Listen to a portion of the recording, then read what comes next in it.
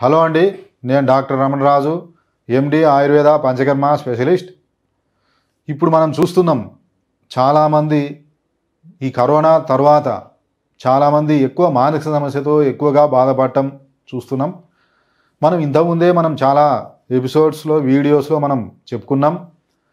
స్వస్థుడు అంటే ఆయుర్వేద ప్రకారం శారీరకమైనటువంటి దోష సమతుల్యతో పాటు మానసికమైనటువంటి దోష సమతుల్య కూడా అవసరం. ఓన్లీ శారీరక స్వాస్థ్యం ఉంటేనే అతన్ని స్వస్థుడు అనరు. మానసికమైనటువంటి స్వాస్థ్యం కూడా ఉండాలి, ఆత్మ స్వాస్థ్యం కూడా ఉండాలి. అప్పుడే అతన్ని స్వస్థుడు అని చెప్పడం జరుగుతుంది. ముఖ్యంగా ఆయుర్వేదంలో శారీరక దోషాలు, మానసిక దోషాలు. ఆయుర్వేదంలో ముఖ్యంగా వాతపిత్త కఫాలు అనేటి శారీరక దోషాలు.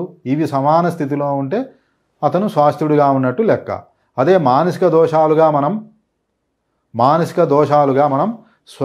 ముఖ్యంగా సత్వగుణం, రజోగుణం, తమోగుణం ఉంటుంది. స్వస్థ గుణం అనేది మనకు అది మానసిక దోషం కింద రాదు. ఓన్లీ రజో తమో గుణాలే మనం ఈ మానసికమైనటువంటి వ్యాధులకు కారణం. మరి ఆయుర్వేద ప్రకారం కూడా ఈ మానసిక సమతుల్య వల్లనే ఈ శారీరకమైనటువంటి వ్యాధులు కూడా వస్తాయి. ఎందుకంటే మెయిన్ మనకు మానసికమైనటువంటి కారణాలే శారీరకమైన వ్యాధులకు బీజాలు. ఈ శారీరకమైనటువంటి వాటి కారణం ఆయుర్వేదంలో రజోగుణం, తమోగుణం.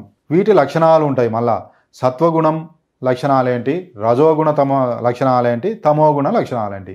సత్వగుణం అనేది మానసిక వ్యాధి కారణం కాదు. ఈ సత్వగుణం యొక్క లక్షణాలు ఏంటి అంటే ఏదైనా సరే ప్రశాంతంగా ఉండడం, ఏదైనా మనకు టెన్షన్స్ కానీ ఆలోచనస్ కానీ వచ్చినప్పుడు దాన్ని ధైర్యంగా ఎదుర్కోవటం, పక్కవారిని గౌరవించటం, సరైన టయానికి నిద్రపోవటం, ఎల్లప్పుడూ సంతోషంగా ఉండటం, నెక్స్ట్ పక్కవారిని అవమానించడం, వాళ్ళను ఎగతాళి చేయటం, అలాంటివి చేయకపోవటం, ఎంత అవసరమో అంతే మాట్లాడటం, ఇవన్నీ కూడా మనకు సత్వ లక్షణాల యొక్క లక్షణాలు.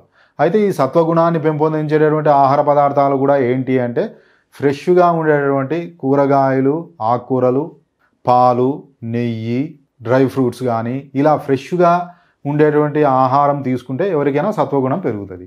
నెక్స్ట్ రజోగుణం. రజోగుణం అంటే ఏంటి?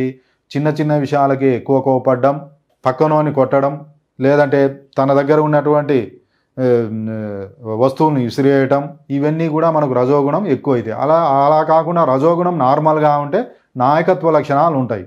రజోగుణం నార్మల్గా ఉంటాయి. ఏంటి అంటే ఇప్పుడు ఎక్కువ రాజకీయ నాయకులకు కూడా రజోగుణం ఉంటుంది. అంటే నాయకత్వ లక్షణాలు రావాలి అంటే రజోగుణం ఉండాలి. అంటే ఏంది? ఏదైనా సరే ప్రాబ్లం వచ్చినప్పుడు దాన్ని ఫాస్ట్గా సొల్యూషన్ చేయటం, నెక్స్ట్ నలుగురిని కలుపుకొని ముందుకెళ్ళటం, ఏదైనా సరే సమాజంలో ఏదైనా ప్రాబ్లం ఉంటే దాన్ని తట్టుకోలేకపోవటం, ఎదురు తిరగటం, ఇవన్నీ కూడా మనకు రజోగుణ లక్షణాలు. మరి ఆ రజోగుణం నార్మల్గా ఉంటే ఇవి ఉంటాయి. ఎక్కువ అయితే మనం ఇంతకు చెప్పినట్టు ఊరు కురిగిన గొడవ పడడం, కొట్లాడడం, కొట్టించుకోవడం, ఇవన్నీ కూడా జరుగుతాయి. మరి ఈ రజోగుణాన్ని పెంపొందించేటటువంటి ఆహార పదార్థాలు ఏంటి అంటే చికెను, మటను, స్పైసీ ఫుడ్ ఎక్కువ తీసుకోవటం, పికిల్స్, ఇలా స్పైసీ ఫుడ్ ఎక్కువ తీసుకోవటం ద్వారా ఈ సమస్య పెరుగుతుంది. నెక్స్ట్ తమోగుణం. తమోగుణం ఉన్నవారు ఏంటంటే ఏమైనా సరే మనకెందుకులే అని వదిలేస్తారు. ఇతనికి ఆలోచించేటటువంటి ఆ శ్రద్ధ కూడా ఉండదు, తగిన నిర్ణయం తీసుకోలేని అశక్తత, ఎప్పుడు మనకెందుకులేని అలసత్వంగా పడుకుంటారు, మన వరకు వచ్చినప్పుడు చూస్తాంలే అని నెగ్లెక్ట్ చేస్తుంటారు. వీరంతా కూడా ముఖ్యంగా మనం తామస గుణం. ఈ తామస గుణం వారు ఎప్పుడూ నిద్రపోవటం, దొంగతనం చేయటం, ఇలాంటివన్నీ ఎక్కువ చిన్న చిన్న విషయాలకే భయపడడం, ఏదైనా సరే గొడవ వస్తే పారిపోవటం, ఇవన్నీ కూడా ఇది తామస గుణం. ఈ తామస గుణాన్ని పెంపొందించేటి ఇవన్నీ ఇంతకుముందు చెప్పినటువంటి మటన్, చికెన్, అదేవిధంగా ఎక్కువ నిల్వ చేసినటువంటి ఆహార పదార్థాలు తీసుకోవటం, ఇవన్నీ తామస గుణాన్ని ఉత్పత్తి చేస్తాయి. కాబట్టి ఈ లక్షణాలు ఏమున్నాయి?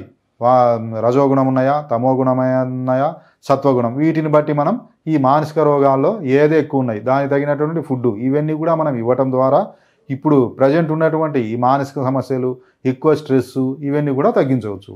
అదేవిధంగా ముఖ్యంగా ఈ కఫగుణం ఎక్కువ ఉంటే సత్వగుణ లక్షణాలు ఉంటాయి, వాతగుణ లక్షణాలు ఎక్కువ ఉంటే తమోగుణం ఉంటాయి, అదేవిధంగా పిత్తం ఎక్కువ ఉంటే రజోగుణ లక్షణాలు ఉంటాయి. వీటిని బట్టి ఇప్పుడు మనం చాలామందిని చూస్తుంటాం.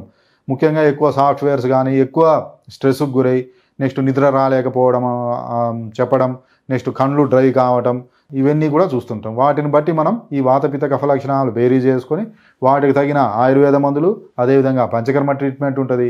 ఇవన్నీ మనం చేయటం ద్వారా ముఖ్యంగా ఆయుర్వేదంలో ఈ మానసికమైనటువంటి వ్యాధులకు కూడా సమగ్రమైన ట్రీట్మెంట్ ఉంది. ఇవన్నీ కూడా మన మెడి9 ఆయుర్వేద హాస్పిటల్లో లభ్యమవుతున్నాయి. ఏవైనా సరే మనం కాన్స్టిట్యూషన్ బట్టి, లక్షణాలను బట్టి, దోషాలను బట్టి మనం ట్రీట్మెంట్ ఇవ్వటం జరుగుతుంది. తప్పకుండా మంచి ట్రీట్మెంట్ ఉంటుందండి. మీకేమైనా సరే సందేహాలు ఉంటే కింద ఉన్నటువంటి కామెంట్ బాక్స్లో మీరు కామెంట్ చేయండి. తర్వాత ఎపిసోడ్స్లో మనం దానికి రిప్లై అనేది ఇస్తాం.